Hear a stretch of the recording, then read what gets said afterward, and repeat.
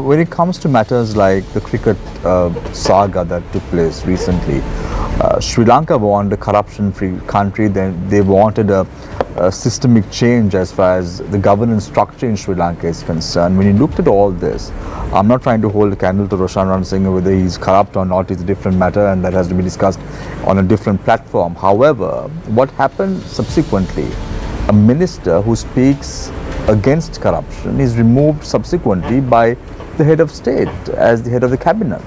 How do you view this? Is this something that can be, said everything is fine, the president had made the right choice? So there are a couple of issues there, Shamir, and very quickly I think, because this is opening remark. I think we need to look at the power of the executive and how that power is being used. And I will say there is authoritarian tendencies that is there. It's been there for several months. That's one. There is a role of cabinet. There is a role of the minister. We need to look at that as well.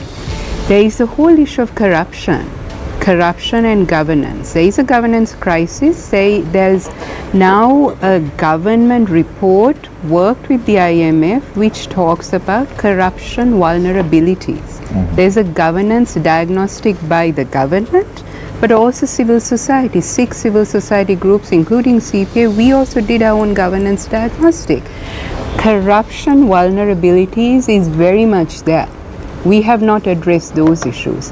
So I think the Sri Lankan Cricket Board issue is just one example of many examples in terms of corruption, in terms of accountability. And I hope we also get to this issue of corruption, economic crimes, and accountability, and a Supreme Court judgment that is far-reaching.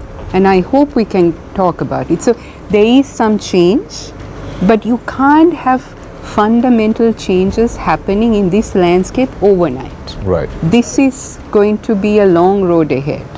But there are many, many issues here that you've raised that I hope we can talk about during the show.